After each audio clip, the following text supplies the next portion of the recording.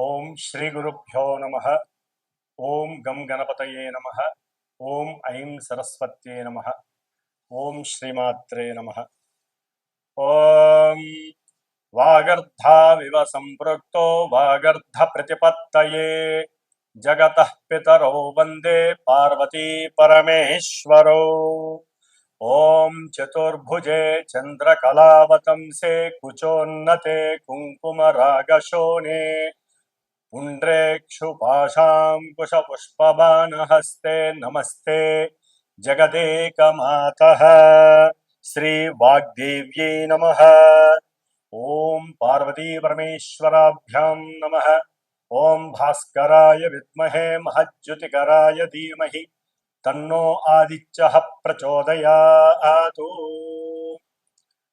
నిత్యము కూడా సనాతన ధర్మాన్ని ఆచరిస్తూ ఈ యొక్క భరతఖండంలో జన్మించినటువంటి సమస్త మానవులంతా కూడా ఈ యొక్క ఛానల్స్ ద్వారా అంటే భక్తిని ప్రేరేపించేటటువంటి మన యొక్క శాస్త్ర ధర్మంలో ఉన్నటువంటి నవగ్రహ జ్యోతిష్యాన్ని మరి అత్యంత తెలివిగా ప్రదర్శిస్తున్నటువంటి ఈ యొక్క ఛానల్స్ ద్వారా ఎన్నో కోట్ల మంది ఖండాంతరాల్లో ఉండి కూడా ఈ యొక్క జ్యోతిష్య పరిజ్ఞానాన్ని వింటూ ఆస్వాదిస్తూ వారికి కలిగేటటువంటి ఇబ్బందికరమైనటువంటి పరిస్థితుల్ని ముందుగా తెలుసుకొని వాటిల్ని చక్కబెట్టుకొని, ఎందుకంటే ఈ యొక్క గ్రహాలు మొత్తం కూడా మన యొక్క మనసు మీద ప్రభావితం చేస్తాయి కాబట్టి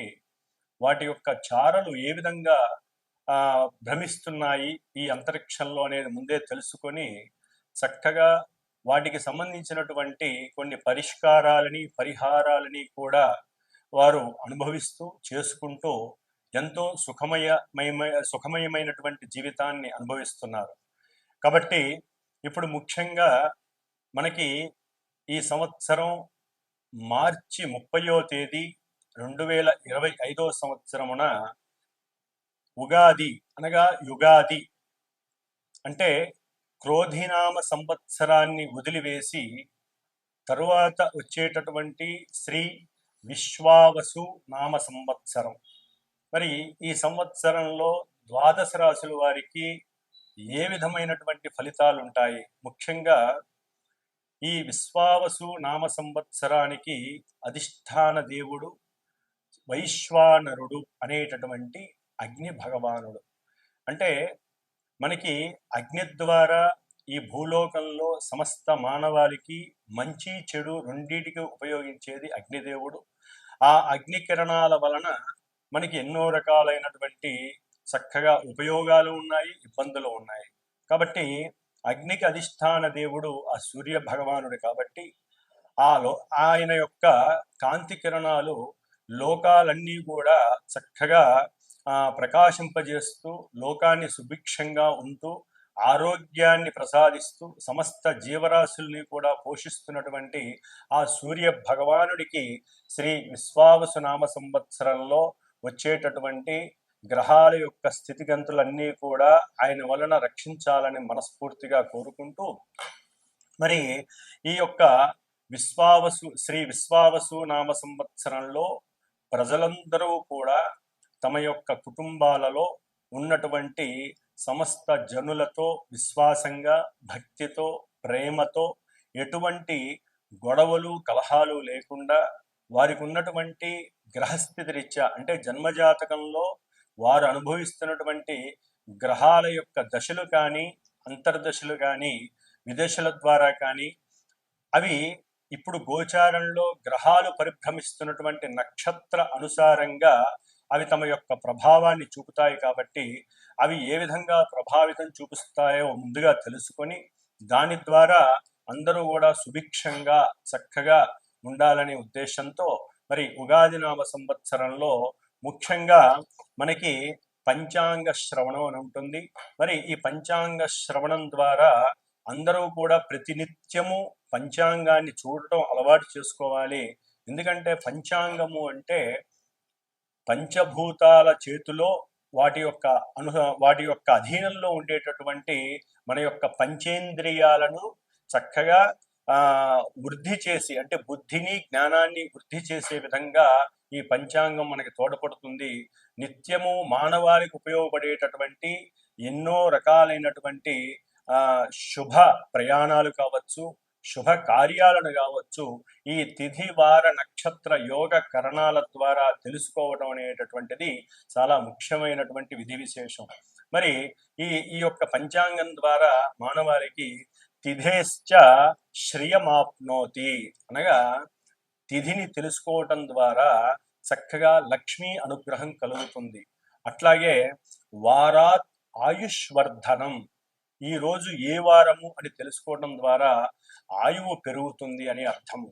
అట్లాగే నక్షత్రాత్ హరతే పాపం, నక్షత్రాన్ని తెలుసుకోవటం ద్వారా మనం చేసుకున్నటువంటి ఇంతకు ముందు రోజు వరకు ఉన్నటువంటి పాపాలన్నీ కూడా హరించేటటువంటి పరిస్థితి నక్షత్రం ద్వారా తెలుస్తుంది.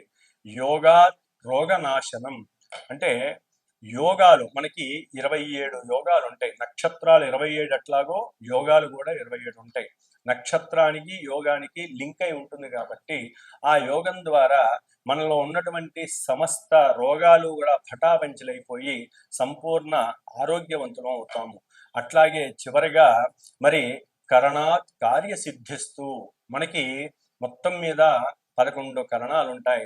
మరి ఈ కరణాలను తెలుసుకోవడం ద్వారా ఈ రోజు ఏ కరణం మంచిదా చెడుదా అని తెలుసుకోవడం ద్వారా సమస్త కార్యాలు ఆ రోజున ఫలప్రాప్తి ఫలసిద్ధి కలుగుతుంది. ఈ విధంగా పంచాంగ శ్రవణం వినడం ద్వారా, ఒకప్పుడు ఉగాది రోజున చెప్పేటటువంటి పంచాంగ శ్రవణం అంటే రాసులే కాదు, ఈ యొక్క ఉగాది రోజున పంచాంగ శ్రవణం ద్వారా మరి ఈ సంవత్సరంలో ఏ విధంగా వర్షాలు పడతాయి, అట్లాగే మనదంతా కూడా సస్యశ్యామలమైనటువంటి పంట పొలాలు, అట్లాగే వ్యవసాయ ఆధారిత భూప్రదేశంలో మనం ఉన్నాం కాబట్టి వ్యవసాయం ఏ విధంగా ఉంటుంది, ఇవన్నీ కూడా చక్కగా తెలియజేసేవాళ్ళు రాజాది నవనాయకులు. అంటే మనకి ఈ సంవత్సరం అంతా కూడా ఎవరు రాజు, ఎవరు మంత్రి, ఎవరు సైన్యాధిపతి, అర్ఘ్యాధిపతి, ఇవన్నీ కూడా తెలియజేసేటటువంటి రోజు. మరి ఈ విశ్వావసు నామ సంవత్సరంలో ముఖ్యంగా ఆదివారం అవటం ద్వారా, ఆదివారానికి గ్రహరాజు అయినటువంటి రవి రాజు కాబట్టి రాజుగా ఆయనకే పోర్ట్ఫోలియో వచ్చింది. రాజుగారికి ఈసారి 4 రకాలైనటువంటి పోర్ట్ఫోలియోస్ ఇచ్చి ఉన్నారు ఆ అంతరిక్షం. అది ముఖ్యంగా రాజుగారు ఆయనే, సైన్యాధిపతి మరి దేశాలని ప్రపంచాలని కాపాడేటటువంటి ఆ ఆధిపత్యం కూడా రాజుగారైనటువంటి రవికే ఇచ్చారు. అర్ఘ్యాధిపతి మేఘాధిపతి, వర్షాలు ఏ విధంగా పడతాయి అనేటటువంటిది, అట్లాగే అర్ఘ్యాధిపతి ఏ విధమైనటువంటి పంటలు పండేటటువంటి అవకాశం, ఇవన్నీ కూడా రాజుగారైనటువంటి రవికి ఇచ్చి ఉన్నారు. అట్లాగే మంత్రిగా సౌమ్యుడైనటువంటి ఎటువంటి దోషము లేనటువంటి చంద్రుడికి ఇచ్చి ఉన్నారు కాబట్టి చాలా వరకు చక్కటి సలహాల ద్వారా రాజుగారు పరిపాలించేటటువంటి పరిస్థితి కలుగుతుంది. ముఖ్యంగా రసాధిపతి శనియే ఉన్నాడు, సస్యాధిపతి గురుడే ఉన్నాడు, నీరసాధిపతి బుధుడు, అట్లాగే ధాన్యాధిపతి కుజుడే ఉన్నాడు. కాబట్టి ఎర్రని పంట పొలాల ద్వారా మనకి చక్కటి ధాన్యాలు లభిస్తాయి. కాకపోతే రాజుగారు కొన్నిటికి ఉండటం వలన కొన్ని రేట్లు పెరిగేటటువంటి, ధరలు పెరిగే అవకాశాలు కూడా ఉంటాయి. ఈ విధంగా మరి ఈ విశ్వావసునామ సంవత్సరంలో మనకి ఎన్నో విధాలుగా ఉపయోగాలు ఉన్నాయి, ఇబ్బందులు ఉన్నాయి. మరి ముఖ్యంగా ఈ విశ్వావసునామ సంవత్సరంలో 12 రాసుల వారందరికీ కూడా ముఖ్యంగా 4 గ్రహాల చేత పరిపాలింపబడుతూ ఉంటారు. ఎందుకంటే వీటిని ఔటర్ ప్లానెట్స్ అంటారు.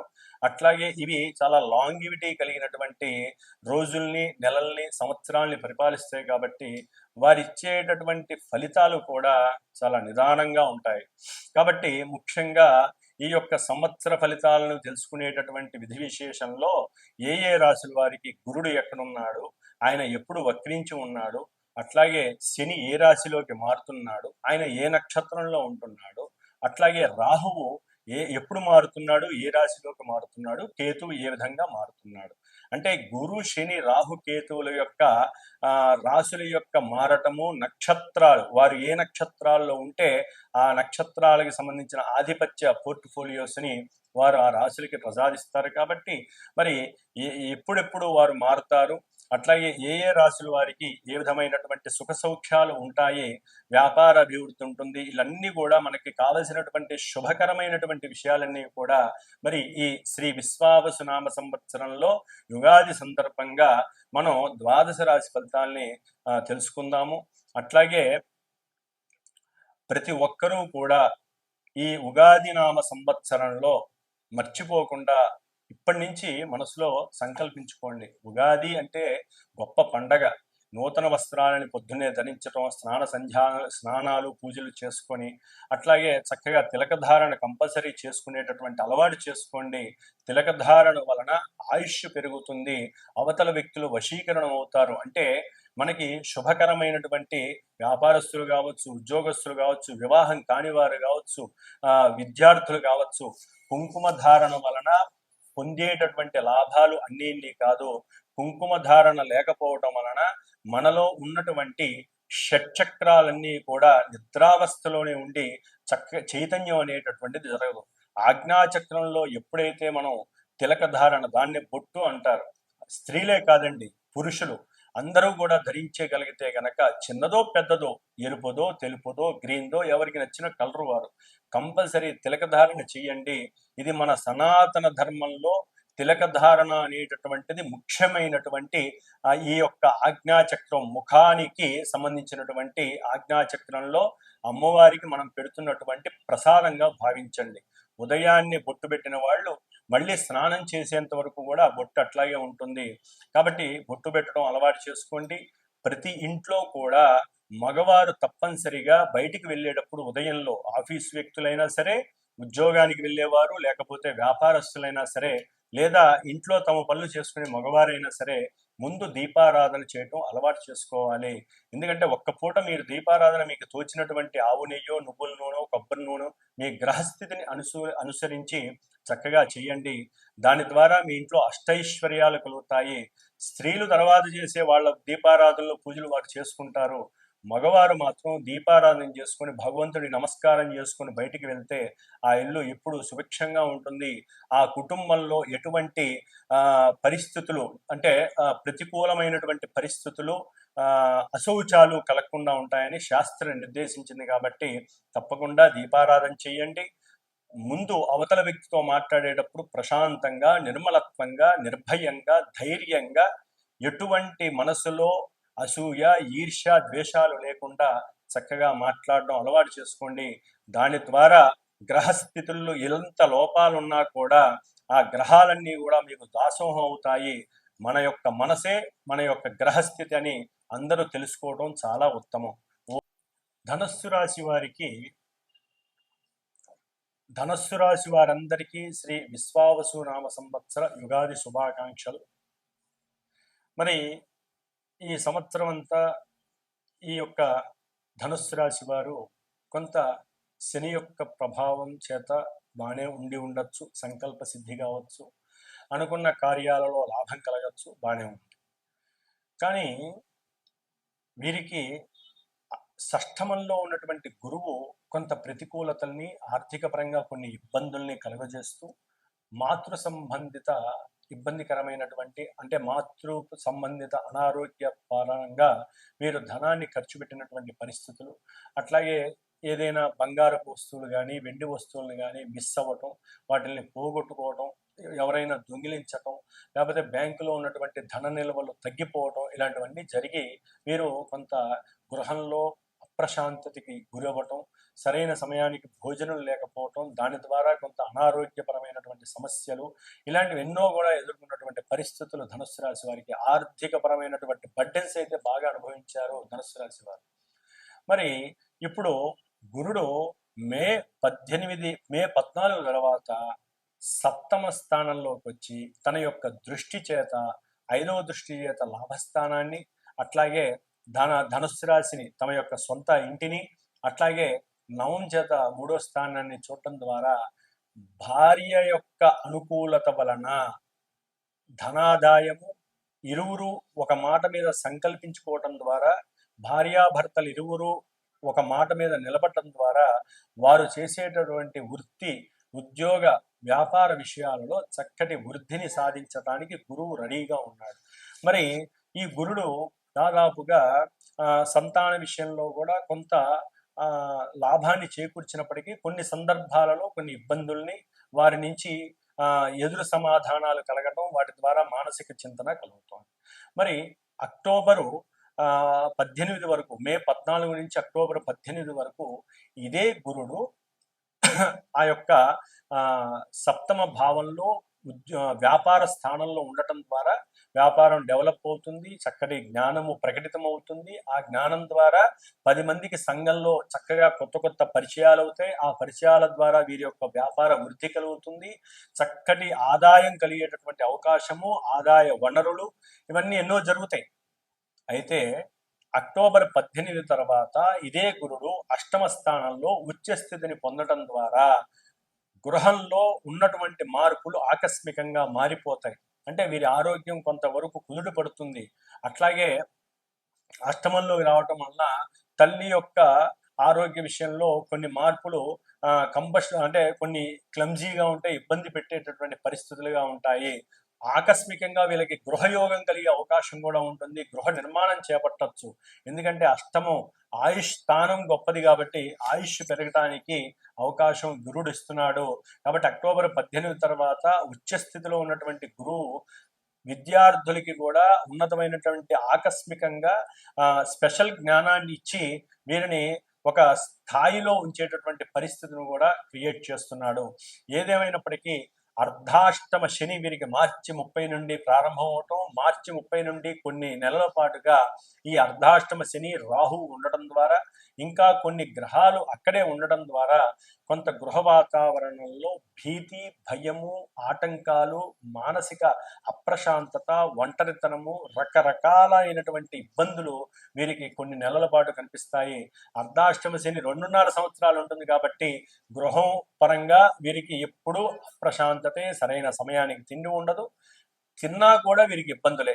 ముఖ్యంగా నూనెకి సంబంధించినటువంటి తిండి విషయంలో కొంచెం జాగ్రత్త వహించండి, శనివారి నియమాలు పాటించండి. అట్లాగే అర్ధాష్టమ శని దోష పరిహారార్థమై మీరు హనుమంతుడిని ప్రార్థన చేయండి, లేదా ఈ యొక్క హనుమంతుడి వారితో పాటుగా సుందరాకాండ పారాయణ చేయటం, హనుమంతుడి యొక్క మంజు సూక్త హోమాన్ని, మంజు సూక్త పారాయణని చక్కగా అవలంబించే బ్రాహ్మణ చేత చేయించండి. తర్వాత మే 18 తర్వాత రాహువు 3వ స్థానంలోకి వచ్చినప్పుడు వీరికి సంకల్ప సిద్ధి కలుగుతుంది, చక్కటి విజయ సాధన, మనోధైర్యము, ధైర్య సాహసాలు కలుగుతాయి. కాబట్టి అర్ధాష్టమ శని ప్రాబల్యంగా ఉంటుంది కాబట్టి ధనుస్సు రాశి వారికి, వీరు విద్యార్థులు మాత్రం కొంచెం మానసిక ఏకాగ్రత శక్తిని కోల్పోతారు. కాబట్టి మీరు కాస్త చక్కగా పెద్దవాళ్ళని గౌరవించండి. అట్లాగే శనికి సంబంధించినటువంటి స్తోత్రాలు ఏదైనా పారాయణ చేసుకుంటూ హనుమంతుడి చుట్టూ తిరుగుతూ ఉండండి. చక్కగా ఆయనే మీ యొక్క విద్యని అభివృద్ధి చేస్తాడు. ఈ విధంగా ధనుస్సు రాశి వారికి శని యొక్క ప్రాబల్యం వలన కొన్ని ఇబ్బందులు అయితే తప్పవు. ఓం శ్రీమాత్రే నమః.